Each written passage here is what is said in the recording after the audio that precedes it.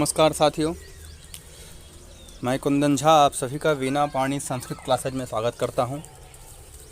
साथियों, पुराणे इतिहासः यह आपके परीक्षा का एक मुख्य टॉपिक है, जिसमें सबसे पहला टॉपिक है पुराणे इतिहासः का महापुराण का परिचय। सामान्य परिचय पुराण क्या चीज़ होता है, पुराण क्या है, पुराणों को लेकर के हमारे प्राचीन ग्रंथों में हमारे प्राचीन विद्वानों ने क्या क्या बात कही है, यह सब मुख्य हो जाता है परीक्षा की दृष्टि से।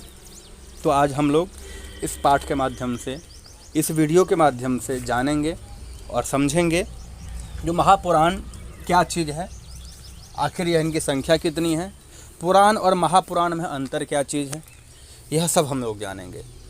ठीक है, तो आप लोगों से एक बात कहना चाहूँगा, यह जो पुराण है जो हम लोग आज पढ़ने जा रहे हैं, यह इसका वेट यूजीसी नेट एग्ज़ाम में कम नहीं है, वेट काफ़ी अधिक है। क्योंकि आप लोग जैसा कि जानते हैं कमिटमेंट के हिसाब से 10 यूनिट है, 10 यूनिट का वेट समान है। अब किसी का वेट ज़्यादा नहीं है, लेकिन तब भी प्रश्न पत्र में देखा जाता है ऐसा, किसी की प्रश्नों की संख्या अधिक होती है, किसी का कम होता है। तो यदि हम उस संख्याओं को देखते हुए यदि आपको कहें तो पुराण से भी प्रश्न 5 से तो अधिक आते ही आते हैं। और जैसा कि आप लोगों को पता होगा, यूजीसी नेट एग्ज़ाम क्वालिफाइड करने के लिए एक प्रश्न भी बहुत मायने रखता है। तो वहाँ से आपको 5 और 6 प्रश्न आते ही आते हैं। और सबसे पहली बात, सबसे बड़ी बात और फ़ायदे की बात तो यहाँ पे ये है, जो इस पुराने इतिहास वाले टॉपिक जो है, आपका यूनिट जो है, इसमें अधिक मेहनत करने की आवश्यकता नहीं है। कहें तो कोई शास्त्र उल्टाने की यहाँ पे आवश्यकता नहीं है। अन्य यूनिट को देखते हुए आपको बहुत सारा चीज़ पढ़ना होगा, अन्य राइटरों का वह पढ़ना होगा, टीका पटीका भाष्य इत्यादि पढ़ना होगा। लेकिन यहाँ ऐसा कुछ नहीं है, यहाँ सामान्य टॉपिक है, उसको आपको कवर करते जाना है। हमारे साथ बनेंगे, हम एक एक करके सब हर एक टॉपिक पे आपको वीडियो प्रोवाइड कर देंगे, जिससे आप क्या होगा, यदि आप वह सब वीडियो देख लेते हैं तो आप एकदम गारंटेड आपका वो पुराण का एक भी प्रश्न गलत नहीं आएगा। आपसे 5 प्रश्न तो आपके ऐसे ही सही हो जाएंगे। इसलिए ऐसा टॉपिक जो आपको हमेशा सफलता दिलाए, इस पर अधिक मेहनत करना चाहिए। ठीक है, और यहाँ पे मेहनत कम करेंगे और सफलता अधिक मिलेगी। तो चलिए, इसीलिए यह पुराण को लाइटली न लें, मुख्य रूप से इसको ध्यान दें, क्योंकि यहाँ आप मेहनत करेंगे तो वो ज़रूर रिजल्ट देगा ही देगा। इसलिए बहुत ज़रूरी है ऐसे टॉपिक्स को पूरा कवर कर लेने का। ठीक है, चलिए दोस्तों, तो फिर शुरू करते हैं आज का अपना यह सेशन। तो देखिए, पुराण और इतिहास दोनों को मिला दिया गया। अब पुराण क्या चीज़ होता है और इतिहास क्या चीज़ होता है, इन सब को लेकर के आपके मन में बहुत सारे भ्रम पैदा हुए होंगे। जो पुराण क्या चीज़ है, इतिहास क्या चीज़ है। तो इतिहास हो या पुराण हो, बात एक ही है। ठीक है, पुराणों को धर्मशास्त्र से जोड़ करके देखा जाता है। इतिहास जो होता है वो बीती हुई कहानियों को कहता है। अब पुराण में भी उसी को कहा जाता है, लेकिन वह कुछ धर्म से रिलेटेड चीज़ होता है। ठीक है, अब पुराण इतिहास को एक साथ इसलिए रख दिया गया कि दोनों बात पुराण की ही करता है, मतलब जो बीत चुका है उसी की बात करता है, एक साथ उसको लिख दिया गया। ठीक है, अब देखिए, तो इसमें आप कहीं संदेह, कोई भ्रम ना होना चाहिए। जो पुराण इतिहास कोई दो चीज़ नहीं है एक ही चीज़।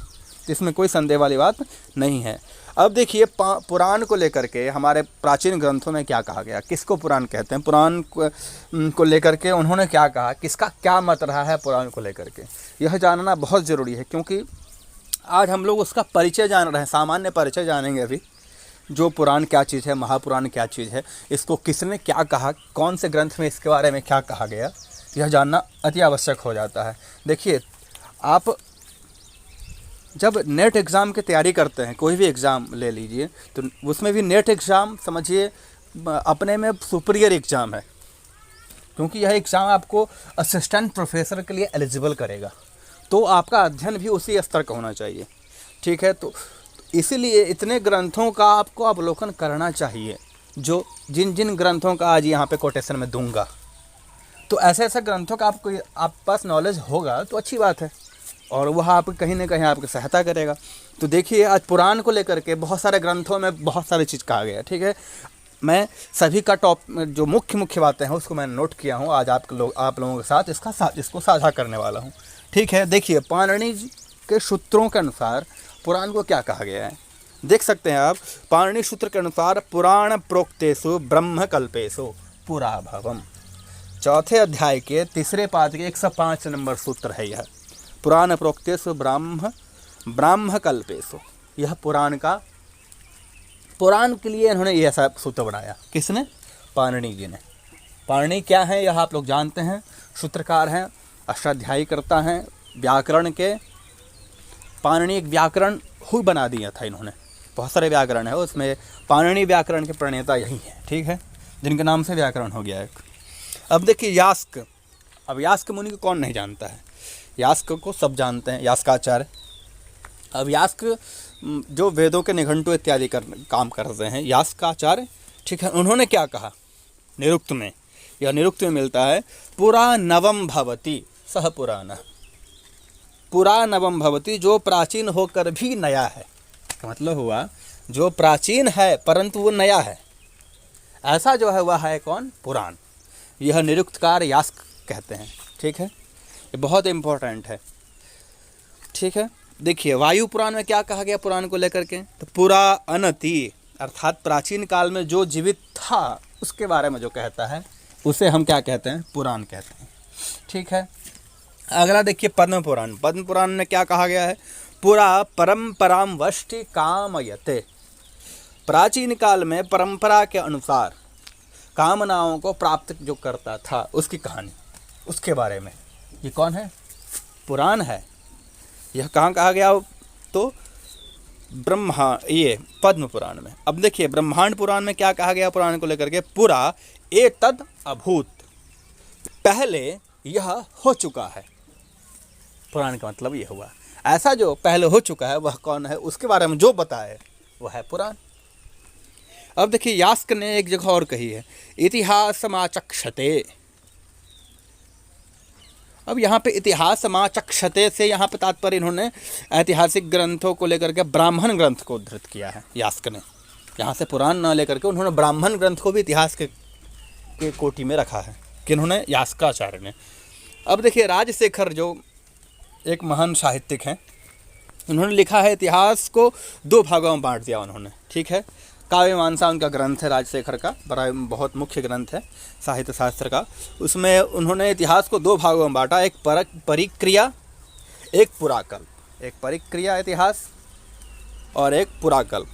अब देखिए अब कौन सा कैसा है, तो देखिए ऐसा पुराण, एक नायक वाली कथा जिस पुराण में हो, एक नायक वाली कथा जिस पुराण में भी होगा वो हो जाएगा परिक्रिया।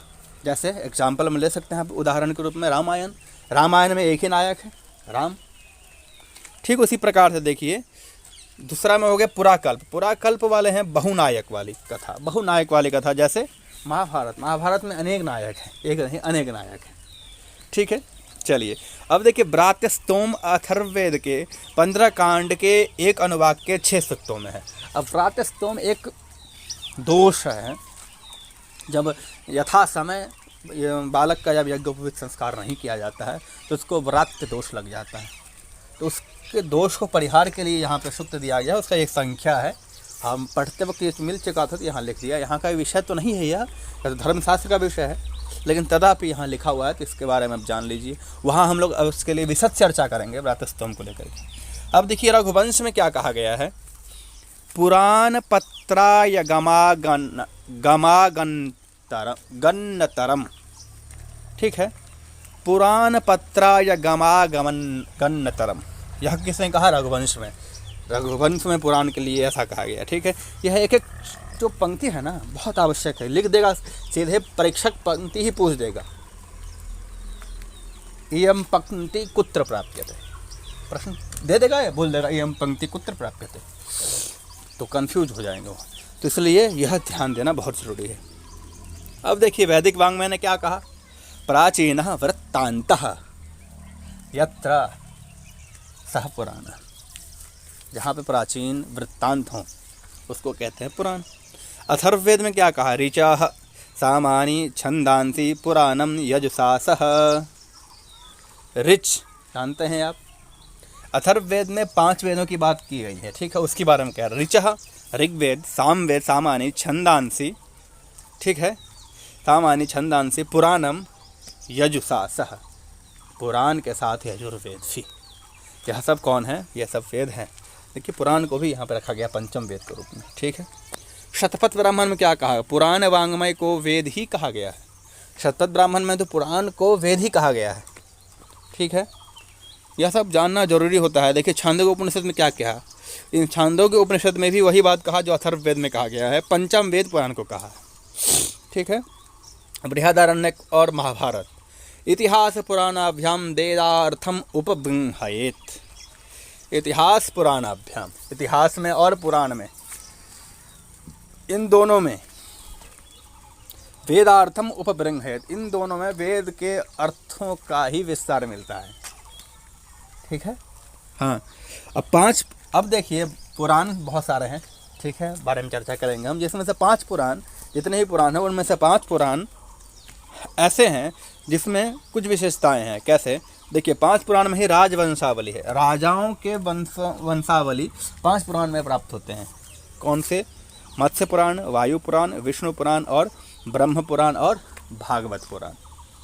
इतना क्लियर हो गया होगा आपको, ठीक है। वायु पुराण, विष्णु पुराण, ब्रह्म पुराण और भागवत पुराण, यह पुराण को लेकर के हो गया। यह 5 ऐसे पुराण हैं जो राजवंशावली को प्रस्तुत करते हैं, बाकी सब अन्य कहानियों को लेकर के हैं, ठीक है। इतना आप लोगों को समझ में आया होगा। अब देखिए महापुराण और पुराण को लेकर के कुछ संदेह होता है, जो क्या महापुराण है, कौन पुराण है। तो महापुराण और पुराण में आप लोग संदेह न करें, जो है वो महापुराण ही है, ठीक है। और इसकी संख्या है 18, अष्टादश पुराण। पुराण कितने हैं? 18 पुराण है, ठीक है। और उपपुराण भी 18 हैं, 18 पुराण और 18 उपपुराण, जबकि उपपुराण की संख्या कहें तो और अधिक है इससे, लेकिन अब 18 की जोड़ी जो है इन सब का मिलता है, प्राप्त होता है, ठीक है। तो महापुराण और उपपुराण में कोई भेद नहीं है, दोनों एक ही चीज़ है, ठीक है। तो चलिए आज के लिए बस इतना ही, फिर मिलते हैं अगली वीडियो में, तब तक के लिए आज्ञा दीजिए। जयतु भारतम, जयतु संस्कृतम, धन्यवादः।